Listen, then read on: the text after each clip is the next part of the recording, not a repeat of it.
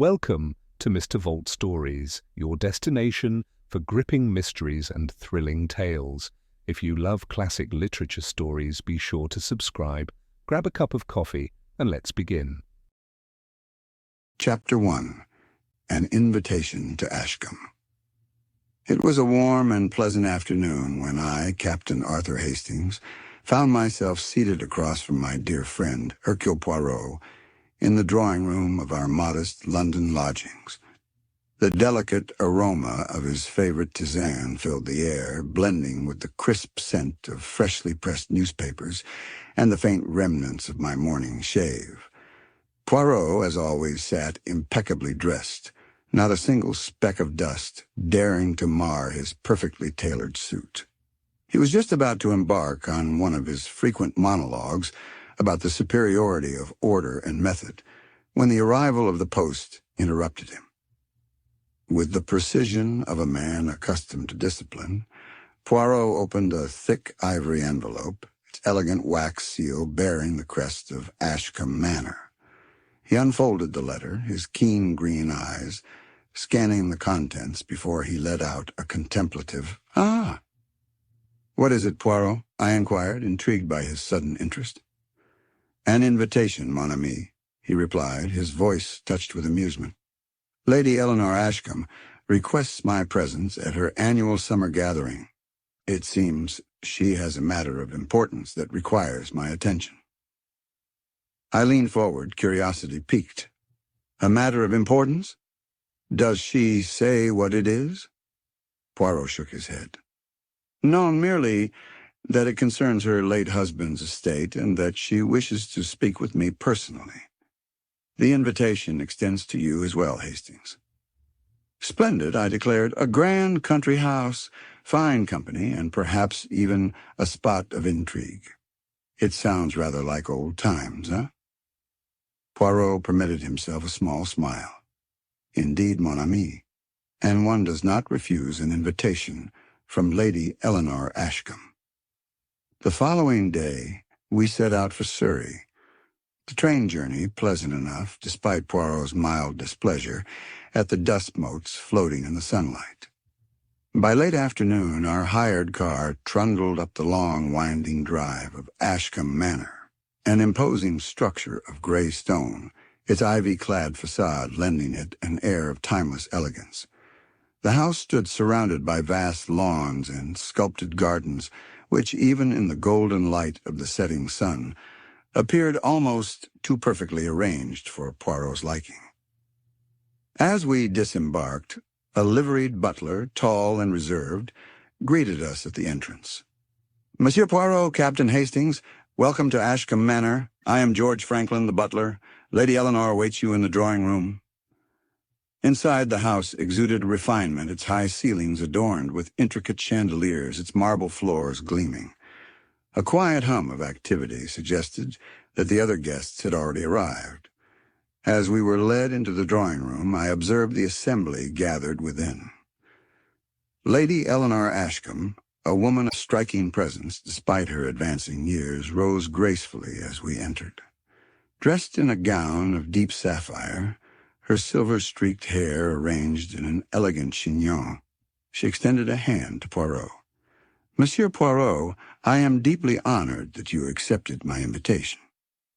"The honor is mine, madame," Poirot replied, bowing slightly. "May I introduce my esteemed friend, Captain Hastings?" She inclined her head in acknowledgment before gesturing to the rest of the room. "Allow me to introduce our other guests, my late husband's brother, Sir Reginald Ashcombe." Sir Reginald was a tall, distinguished man with a rakish charm, though the shadows under his eyes betrayed a life of indulgence. "A pleasure," he said smoothly, though there was a flicker of something unreadable in his gaze. "And this is Vivian Ashcombe, Reginald's wife." Vivian was a striking woman, though there was a glacial air about her, her every movement precise, her dark eyes assessing. "Henry Cartwright and his wife Madeline," Lady Eleanor continued, indicating a nervous-looking man with thinning hair and a delicate woman who seemed perpetually on the verge of tears.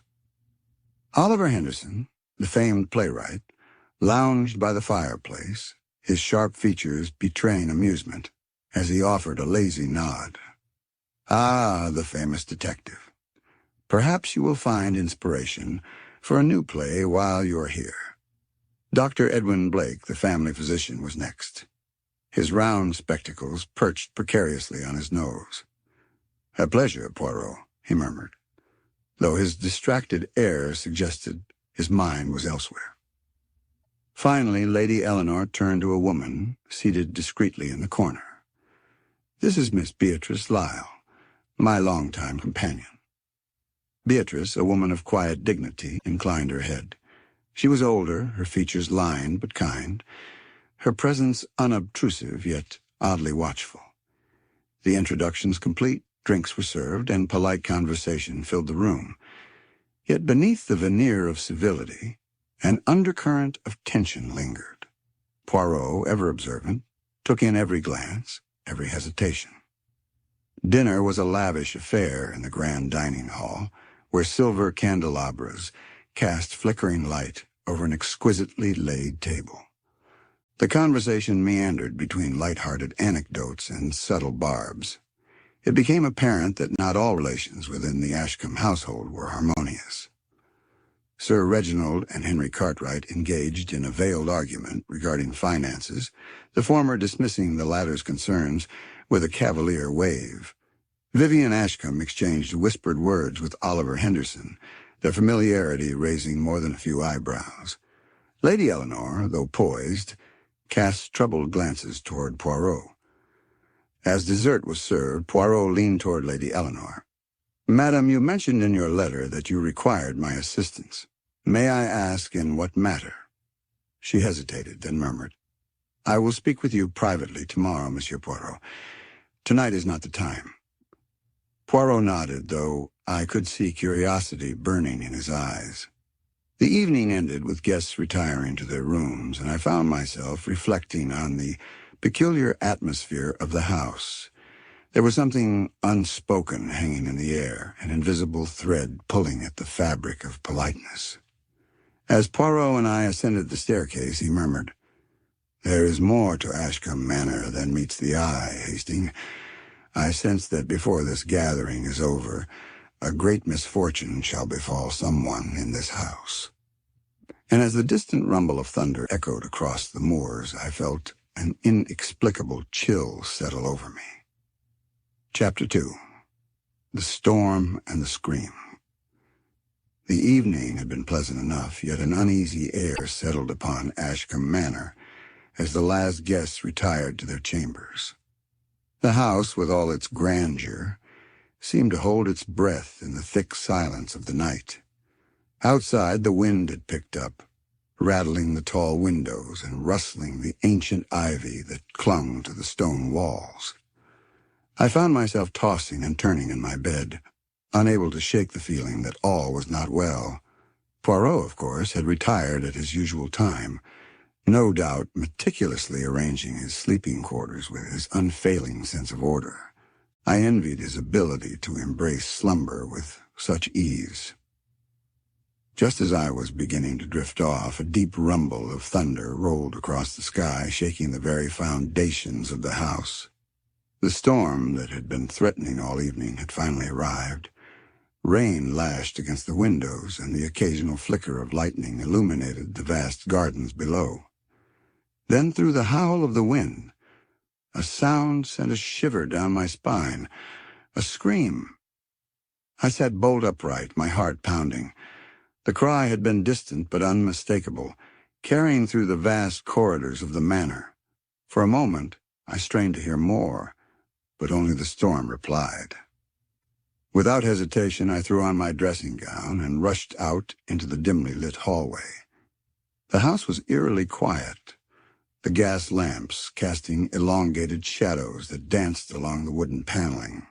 Poirot's door creaked open, and he emerged, already fully dressed, his mustache impeccably groomed despite the late hour. "Mon Dieu, Hastings," he murmured, eyes sharp with alertness. "Did you hear it?" "Yes, a scream. It came from downstairs, I think." Poirot nodded, already making his way toward the grand staircase. I followed closely, my pulse quickening. As we descended, a door creaked somewhere in the shadows, and I turned to see Lady Eleanor stepping into the corridor, a silk shawl wrapped tightly around her shoulders. "What is happening?" she whispered, her voice trembling. "That is precisely what we mean to find out, madam," Poirot assured her gently. "Please remain here." We reached the bottom of the staircase and moved toward the library, where a faint light glowed from within. The heavy oak door was slightly ajar, and I hesitated for a fraction of a second before pushing it open. Inside, the fireplace had dwindled to glowing embers, casting eerie shadows across the room. The heavy velvet drapes billowed slightly from the draft of an open window, and there, sprawled on the carpet beneath the grand mahogany desk, lay Sir Reginald Ashcombe. His face was turned away, his limbs twisted unnaturally. A dark stain marred the rug beneath him. A brass clock lay a few inches from his outstretched fingers, its face cracked. The hands had stopped at precisely 12:13 a.m. Poirot moved swiftly, kneeling beside the lifeless figure. His expression was unreadable as he surveyed the scene with meticulous precision. I stood frozen, staring in disbelief at the gruesome sight. "He is dead, n'est-ce pas?" I stammered. Poirot did not immediately reply. Instead, he reached forward, his gloved fingers brushing the sleeve of Sir Reginald's dressing gown. "Quite dead, Hastings," he said finally, "and I fear it was no accident." Lady Eleanor appeared in the doorway then, gasping as she took in the scene before her. She swayed slightly, and I hurried to her side, fearing she might collapse. "Reginald, oh, dear God," she whispered, clutching at her throat. How could this happen?" At that moment, footsteps echoed in the corridor, and one by one the other guests appeared, their expressions ranging from shock to horror. Vivian Ashcombe stood stiffly, her pale hands clenched. Henry Cartwright, his nightshirt rumpled, peered anxiously at the scene. Madeline Cartwright sobbed into a lace handkerchief, while Oliver Henderson and Dr. Blake exchanged uneasy glances. Beatrice Lyle, silent and watchful, lingered near the doorway, her eyes shadowed. Poirot stood smoothing an invisible wrinkle from his jacket. "Monsieur, mesdames, we have gathered here in most unfortunate circumstances. Sir Reginald Ashcombe has been murdered." A collective gasp rippled through the group. Vivian let out a sharp, almost strangled laugh. "Murdered? But that's absurd. It must have been an accident. The storm, perhaps he fell." Poirot raised a hand, silencing her. "No, madame. The wound to his head suggests otherwise. Furthermore, note the clock." He gestured to the broken timepiece. "It was not simply dropped. It was used as a weapon." Henry Cartwright stepped forward, his face ashen. "But who would do such a thing?" Poirot's gaze swept across the assembled group, lingering momentarily on each face. "That, monsieur, is precisely what we must determine." I swallowed hard, my mind whirling. The library had been locked when we arrived. The windows, though one stood open now, bore no signs of forced entry. It was as though the killer had vanished into thin air. Poirot turned to George Franklin, the butler, who had arrived late to the scene, his usually impassive face betraying a flicker of disquiet. "Franklin, who last saw Sir Reginald alive?" The butler hesitated. I believe he retired to the library after dinner, monsieur. He mentioned needing to review some papers." Poirot nodded thoughtfully. "And did anyone enter the library after him?" "Not to my knowledge, sir. But with the storm, I cannot be certain." Poirot stroked his mustache, eyes narrowing. "Très bien. We shall proceed with caution." He then turned to the guests.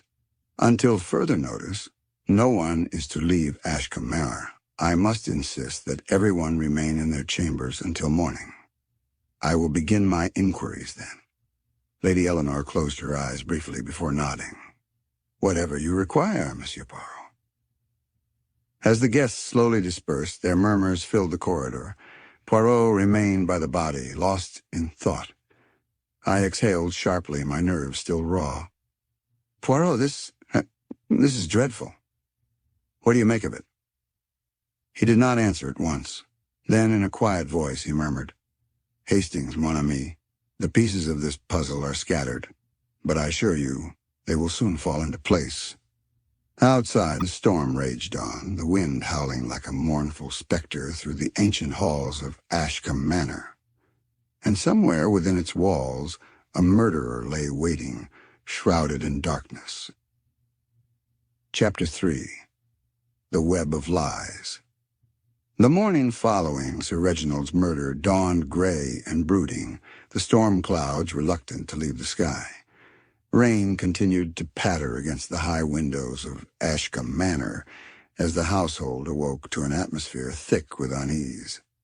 The vast corridors, usually bustling with the quiet efficiency of servants, were eerily silent. It seemed the house itself mourned the violent end of one of its masters. Hercule Poirot, immaculately dressed despite the early hour, sat in the grand drawing-room, his little gray cells already at work. I, Captain Hastings, stood near the fireplace, still grappling with the gravity of the previous night's events. The image of Sir Reginald's lifeless body remained vivid in my mind. Presently, Inspector Jameson of Scotland Yard arrived, a man of solid build with practical air about him. His keen eyes surveyed the room before he addressed Poirot. "Well, Monsieur Poirot, you seem to have already begun your inquiries. Any thoughts?" Poirot inclined his head. "Mais oui, Inspector. Thoughts? I have many. Conclusions? Not yet. But the threads of the mystery are beginning to untangle." Jameson nodded, then addressed the assembled household. "I will need statements from everyone. No one is to leave Ashcombe Manor until this matter is resolved." The guests were gathered one by one in the study for questioning, with Poirot and I sitting in as silent observers. The butler, George Franklin, was called first. "I heard nothing unusual," Franklin stated, his voice steady. "Sir Reginald was in the library after dinner. I checked on him once before retiring for the night, and he was alone." Poirot studied the man's face carefully. "And what of the open window?" Franklin's brow furrowed. "I cannot say, monsieur. It was closed when I last saw it." Lady Eleanor was next. She entered with grace, though dark shadows clung beneath her eyes. "Reginald was troubled," she admitted softly.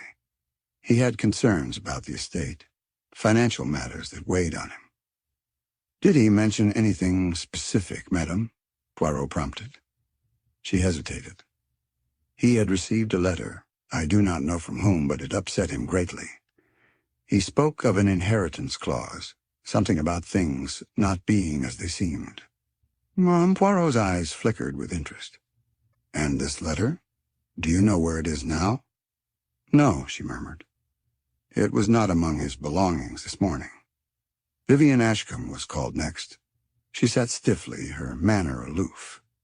"I was in my room all night," she declared. "I heard the storm, nothing else." Poirot's gaze sharpened. "Madame, you do not inquire as to your husband's whereabouts during the evening?" Vivian's lips pressed into a thin line. "Reginald and I were not close, Monsieur Poirot." The next to be questioned was Henry Cartwright. He fidgeted under the scrutiny, his forehead beaded with sweat.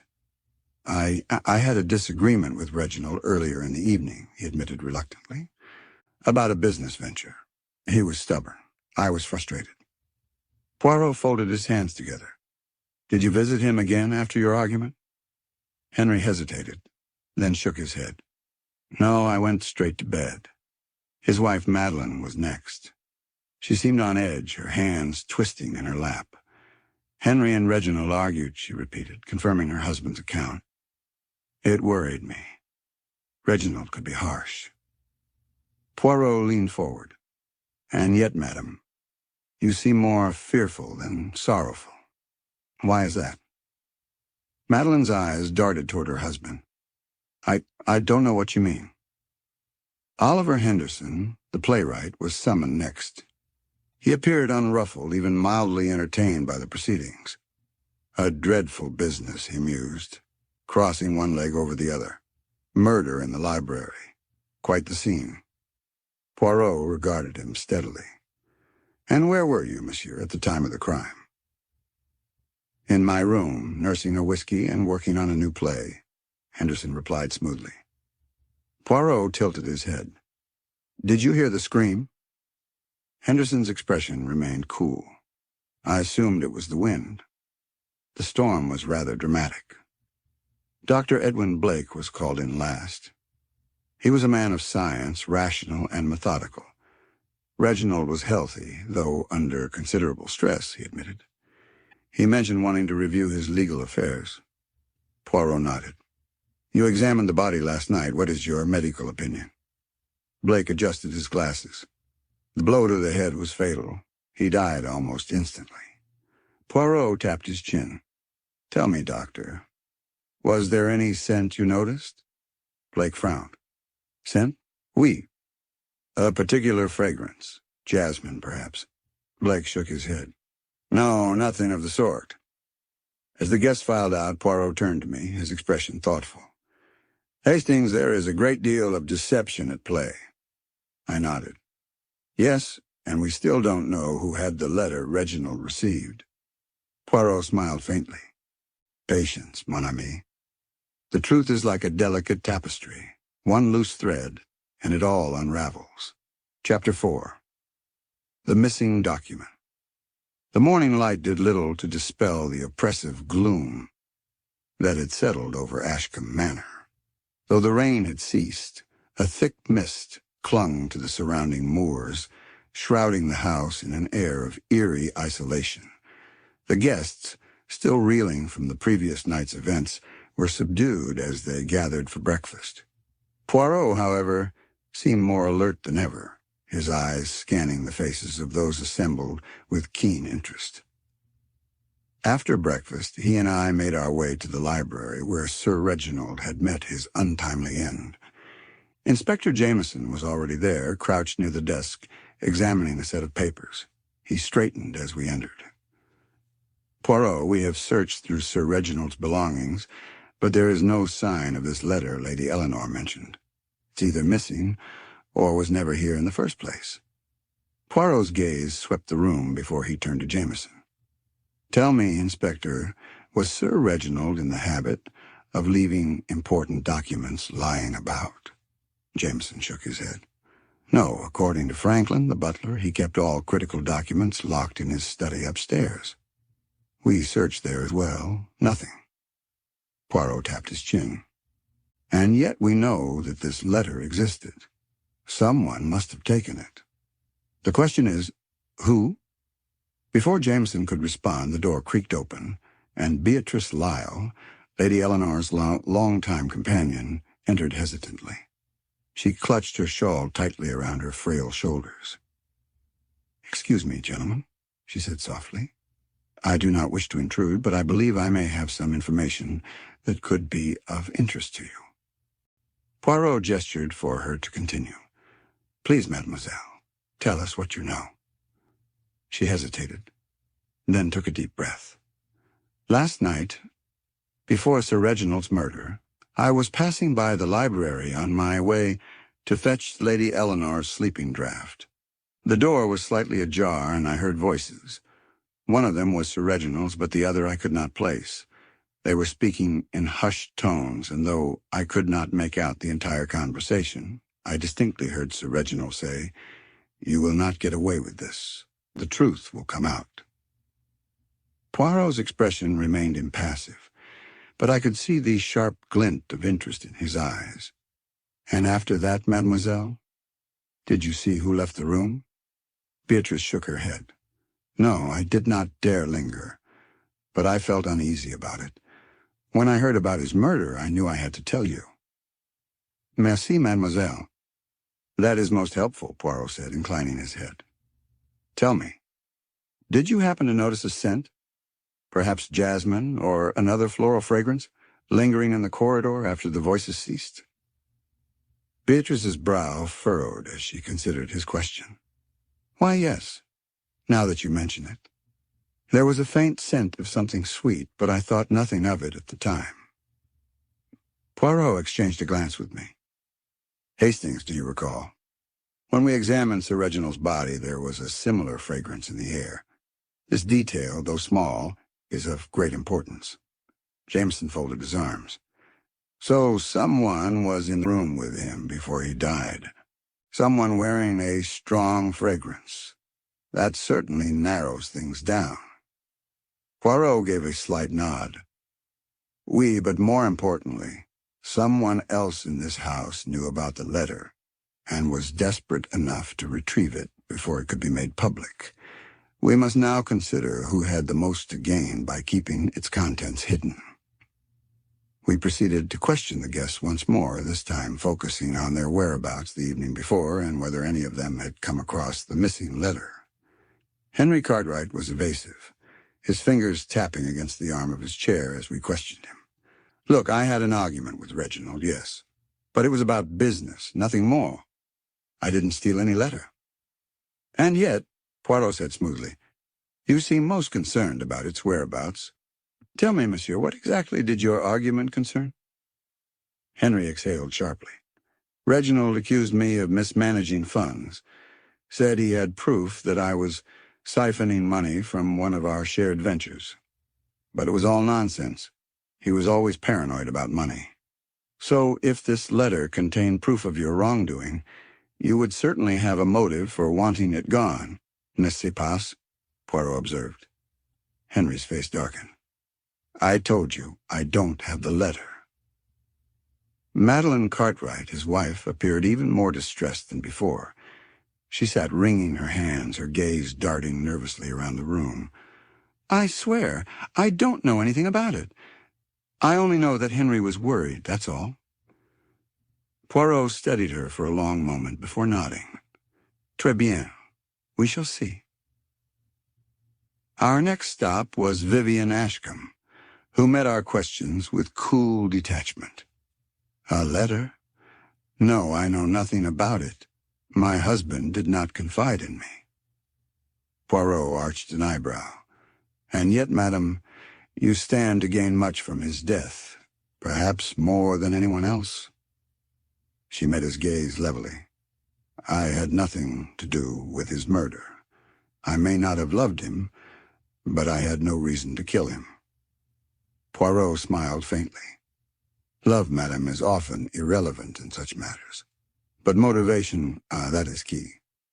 Our questioning continued with Oliver Henderson and Dr. Blake, both of whom denied any knowledge of the letter, but Poirot seemed unconvinced. Later that evening, as we sat in Poirot's room, he turned to me with a thoughtful expression. Hastings, I believe we are closing in on our culprit. The missing letter is the key to everything. I frowned. Do you think it still exists? Poirot smiled. Oh, mon ami, I am certain of it. And when we find it, we shall also find our murderer. Chapter 5. A second attempt at murder. The oppressive atmosphere at Ashcombe Manor thickened as the day wore on. Though the rain had ceased, the sky remained overcast, mirroring the unease that had settled over the household. While the guests moved through the halls with forced civility, the tension in the air was palpable. Everyone knew a murderer walked among them. Poirot, ever methodical, had spent the morning deep in thought, occasionally jotting notes in his small leather-bound notebook. I, for my part, remained restless. The missing letter still eluded us, and though Poirot assured me the culprit would soon make a mistake, I could not help but feel on edge. By early evening, the house was in a state of quiet disarray. Lady Eleanor had retired to her chambers, overcome by fatigue, while the other guests kept mostly to themselves.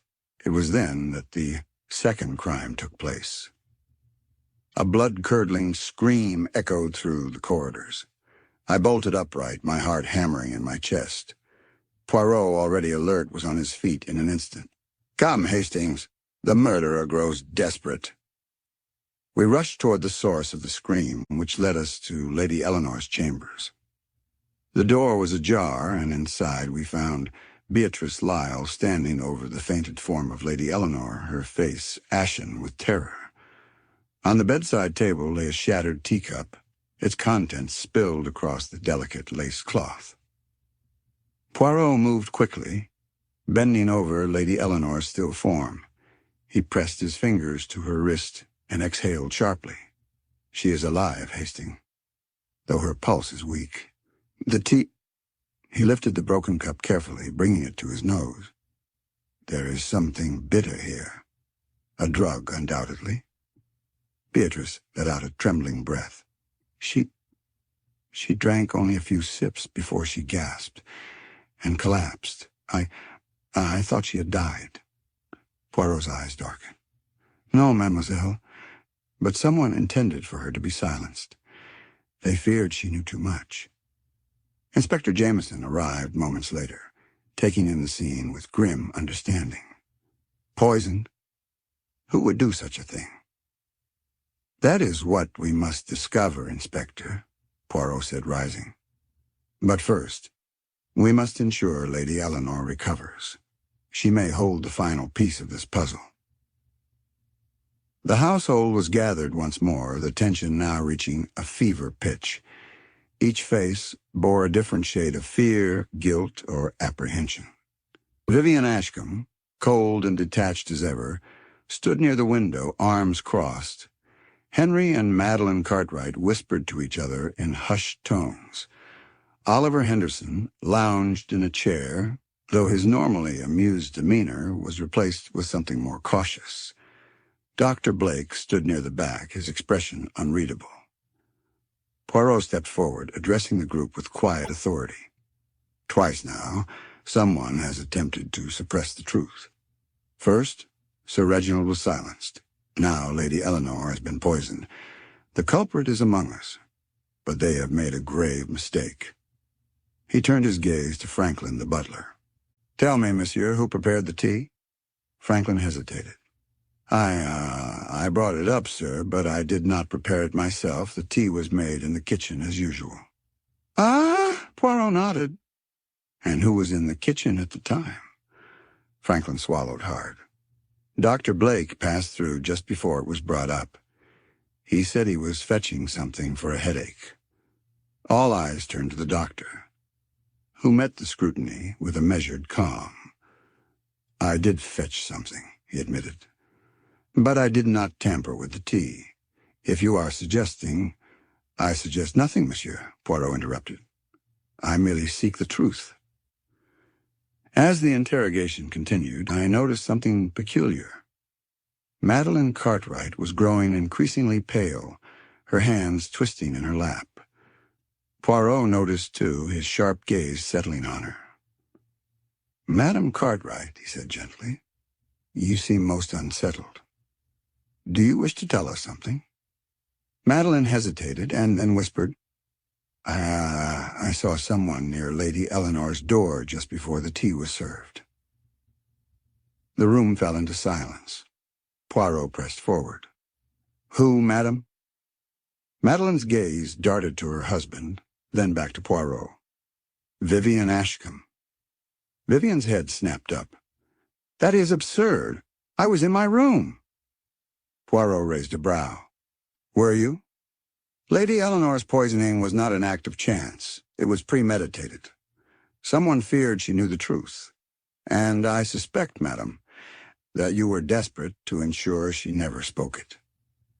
Vivian's mask of composure wavered for a moment before she scoffed. "You have no proof." Poirot merely smiled. "Ah, but that is where you are wrong. The proof, madam, lies in the details. And I assure you, I see everything." As Lady Eleanor stirred faintly in her bed, Poirot's expression turned grave. "And when she wakes, she will tell us everything. And then, the final act of this tragedy will be revealed." The room remained in charged silence as the truth loomed just beyond reach. But Poirot, ever composed, knew the end game was near. The murderer's final mistake had been made, and soon justice would be served.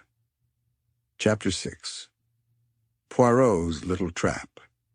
The house had fallen to a heavy silence following the second attempt on Lady Eleanor's life. The corridors, once alive with whispers and tension, now held an air of quiet expectancy. Poirot, ever the master of the psychological game, sensed that the killer was on edge. It was time to set a trap. That evening, Poirot and I sat in his quarters discussing his latest deductions. He was, as always, meticulously arranging his thoughts while smoothing out the cuffs of his immaculately pressed suit. "Hastings, mon ami," he began. "Our murderer is desperate. That is their greatest weakness. They have acted twice in haste, and now they fear that Lady Eleanor will wake and expose them." I nodded, still unsettled. "You think they'll try again?" "No, Hastings, I think they will try something different. The murderer is cunning but also reckless, and when one is reckless, one makes mistakes. So we shall provide them with an irresistible opportunity." Before I could press him further, Poirot rose from his chair and rang for Franklin, the butler. Franklin spread word among the guests that Lady Eleanor had regained consciousness. "Tell them that she will speak with me privately at midnight." Franklin hesitated for the briefest moment before bowing. "Very well, sir." The trap was set. Midnight arrived with a hush. The house bathed in the dim glow of candlelight. Poirot and I took up our position in a hidden alcove just beyond Lady Eleanor's chamber, listening for the telltale sound of footsteps. The minutes ticked by, each one heavier than the last. Then, at precisely 12 o'clock, we heard it. The soft creak of a door opening down the hall. Poirot's grip tightened on my arm. "Patience, Hastings. Let them come to us." A figure emerged from the darkness, shrouded in shadow. They moved carefully, glancing around before slipping into Lady Eleanor's room. Poirot moved swiftly, striking a match and illuminating the scene before us. There, frozen in the flickering light, was Dr. Edwin Blake. The doctor's face paled. "What is the meaning of this?" he demanded. Poirot stepped forward, his voice calm but unwavering. "The meaning, monsieur, is simple. You sought to silence Lady Eleanor before she could speak. You believed she had the missing letter, your one piece of evidence linking you to the crime." Blake swallowed hard, but his defiance remained. "This is absurd. I only came to check on her condition. I am a doctor." Poirot tilted his head slightly. "Ah, a doctor who just so happens to be present at 2 near-fatal incidents in this house? Who has access to poisons? Who passed through the kitchen just before the tainted tea was served? No, monsieur, you are not here out of medical concern. You are here to finish what you started." Blake's composure cracked. "You have no proof." Poirot's lips curled into a knowing smile. "Ah, but I do. The missing letter? It was not destroyed as you believed. It was merely misplaced. And now I have it. Would you like to hear what it says?" A sharp intake of breath was the only response. Poirot produced the letter from his pocket, unfolding it with deliberate care. "It is all here. Sir Reginald discovered your fraudulent dealings, your falsified medical reports, your illegal financial transactions. He planned to expose you, and so you silenced him." Blake took a step backward, but the presence of Inspector Jameson, who had been quietly observing from the doorway, left him no escape. "It's over, Blake," the inspector said grimly. "You're coming with us." The doctor's shoulders slumped in resignation. "I had no choice," he murmured, his voice hollow. "He would have ruined me." Poirot straightened his cuffs, his voice laced with quiet satisfaction. "No, monsieur. You always had a choice, but you chose murder. and now you shall face justice." As Blake was led away, I let out a slow breath. "You did it again, Poirot." He smiled faintly. "Mais oui, Hastings. The truth, no matter how deeply buried, always finds its way to the surface." Chapter 7. The Gathering of Suspects. The household remained in an uneasy quiet after Dr. Blake's arrest. The corridors of Ashcombe Manor, once filled with whispered speculations and nervous glances, now carried an air of hushed anticipation. Poirot, however, was far from done. He had, in his customary manner, requested that all remaining guests gather in the drawing-room that evening. I had seen this moment many times before, the great Belgian detective, standing before an assembled audience, his little gray cells working tirelessly to unveil the truth. Tonight would be no exception. As the guests settled into their seats, the tension in the air was palpable. Lady Eleanor, still recovering from her ordeal, sat with Beatrice Lyle at her side. Vivian Ashcombe perched at the far end of the room, her arms crossed, her expression unreadable. Henry and Madeline Cartwright sat close together, their eyes darting between Poirot and the others. Oliver Henderson slouched in his chair, feigning disinterest, though his fingers tapped rhythmically on the armrest. Franklin, the butler, stood rigidly by the door, his usual stoicism betraying a hint of unease. Poirot cleared his throat, allowing the room to fall into complete silence. "Mes amis, we have uncovered much in the past 24 hours, and yet there is still more to reveal." I noticed a flicker of unease pass through the group. Poirot continued, his voice even, measured. "Dr. Blake believed that silencing Lady Eleanor would save him from exposure. And indeed his crimes were great: financial fraud, the falsification of medical records, and ultimately the murder of Sir Reginald Ashcombe. But my friends, I tell you this now, Sir Blake was not acting alone." A gasp rippled through the room. Even I was caught off guard. "Poirot, what are you saying?" I exclaimed. He turned to me, his expression almost indulgent. "Patience, Hastings. I assure you, all shall become clear." His gaze swept across the guests before he spoke again. Dr. Blake was indeed guilty of many things, but it was not his idea to kill Sir Reginald. No, he was compelled, manipulated even by someone far more cunning, someone who feared what Sir Reginald had uncovered. Poirot walked deliberately towards the fireplace, his back to the group. "The letter, you see, contained more than just evidence of financial fraud. It also contained a revelation, one that threatened the very foundation of this household. Sir Reginald had uncovered a secret, one buried long ago, and for that he was killed." The room was deathly still. Then, in a voice as smooth as silk, Poirot spoke the words that would unravel everything. "The true mastermind behind this crime is you, Vivian Ashcombe." All eyes turned to Vivian. She did not flinch, did not move. Only the tightening of her jaw betrayed her reaction. "That is a ridiculous accusation," she said coolly. "You have no proof." Poirot nodded. "Ah, but that is where you are mistaken, madam. You see, you had the most to lose. Sir Reginald had been planning to change his will. He intended to disinherit you entirely, leaving you with nothing. When you discovered this, you acted swiftly. You enlisted Dr. Blake, convincing him that he would suffer the same fate if Reginald exposed his fraud.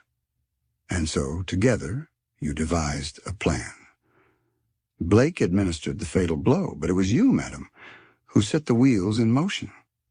Vivian's lips curled in disdain. "This is pure conjecture." Poirot's eyes twinkled with triumph. "Ah, but we have evidence. When we searched your room earlier today, we found a torn scrap of the letter hidden within your writing desk, a piece you had missed when you attempted to destroy it. The handwriting matches that of Sir Reginald's solicitor." Vivian's composed exterior cracked. Her fingers dug into the arms of her chair, her breathing quickened. Even if what you say is true, it proves nothing. Poirot smiled. You are an intelligent woman, Madame Ashcombe. But you have made one mistake. The night of the murder, Beatrice Lyle overheard Sir Reginald speaking to someone in hushed tones. And what did he say? You will not get away with this. The truth will come out. He was speaking to you. A tense silence filled the air. Then, without warning, Vivian rose from her seat, her face paling. I did what I had to do, she spat. Reginald was going to ruin me, leave me with nothing. I had no choice. Poirot shook his head. There is always a choice, madame. And you chose murder. Inspector Jameson, standing by the door, stepped forward. Vivian Ashcombe, you are under arrest for conspiracy to commit murder and attempted poisoning. Vivian's shoulders slumped. There was no more fight left in her. As she was led away, the room remained eerily quiet. Poirot exhaled softly, then turned to Lady Eleanor. The shadows over Ashcombe Manor have lifted, madam. Justice has been served. Lady Eleanor nodded, a single tear slipping down her cheek. Thank you, Monsieur Poirot. Poirot straightened his cuffs, casting a glance at me. Come, Hastings. There is little left for us here. And with that, the great detective had once again unraveled the tangled web of lies, leaving only the truth behind. Chapter 8. The Murderer Unmasked. The weight of the revelation hung heavy in the drawing room. Vivian Ashcombe, once poised and controlled, was now a ghost of herself, led away in silence by Inspector Jameson. The hush that followed her departure was thick with emotion, as if the house itself had exhaled after holding its breath for too long. Poirot, ever methodical, straightened his cuffs before addressing the remaining household. And so, mes amis, the mystery of Ashcombe Manor is concluded.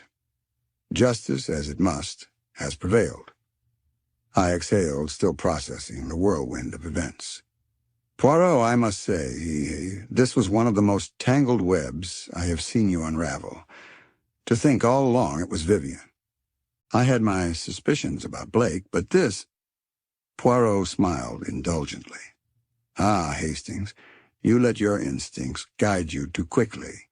Dr. Blake was indeed guilty, but he was only a pawn in a greater game. Vivian Ashcombe, she was a true mastermind. But even the most careful mind makes mistakes. Her greatest flaw was believing that eliminating Sir Reginald and silencing Lady Eleanor would make the truth disappear. But as I always say, the truth, it does not stay buried forever. Lady Eleanor, still pale but steady, looked at Poirot with gratitude. Monsieur Poirot, I cannot thank you enough. Had you not come, I shudder to think what might have happened. Beatrice Lyle patted Lady Eleanor's hand reassuringly. She would have tried again, wouldn't she? If she had thought you still knew something. Poirot nodded. Undoubtedly. When desperation takes hold, a murderer will continue their course until they are either caught or no longer see a threat. Vivian had convinced herself that removing those who stood in her way would secure her future. But you see, Mammy, greed and fear, they are poor allies. They make one careless. Oliver Henderson, who had been silent for most of the proceedings, now leaned forward, curiosity lighting his features. And tell me, Poirot, how did you know it was her? From the very beginning, I mean. Poirot chuckled. Ah, monsieur, you flatter me. But no, I did not know from the very beginning. I merely observed. The missing letter. It was always the key. A simple financial fraud would not have driven someone to kill, but something personal? That is a different matter. When I learned that Sir Reginald had planned to change his will, that is when I knew. Henry Cartwright, who had been gripping his wife's hand tightly, exhaled sharply. It's terrifying, isn't it? To think someone could do all this for money. Poirot's expression darkened slightly. Money, yes, but also power. Vivian feared losing control of the life she had built. That fear drove her to kill. There was a brief silence, one filled with the ghosts of the past few days. Then, as if shaking off the weight of the evening, Poirot clapped his hands lightly. "And now, mes amis, the case is closed. There is nothing more to be done here. Hastings, I believe it is time we bid farewell to Ashcombe Manor." I nodded, casting one last glance at the grand house. It had been the stage for a grim tale, but now, perhaps, it could return to what it once was, a place of history, not of scandal. As we made our way toward the waiting car, Lady Eleanor called out one last time. "Monsieur Poirot, thank you. You have given me peace." Poirot tipped his hat, his voice warm but firm. "It is justice that has given you peace, madam. And justice, it is the only thing that never fails." With that, we drove away from Ashcombe Manor, leaving behind the echoes of deception and death. The night had lifted, and in its place a new day was dawning.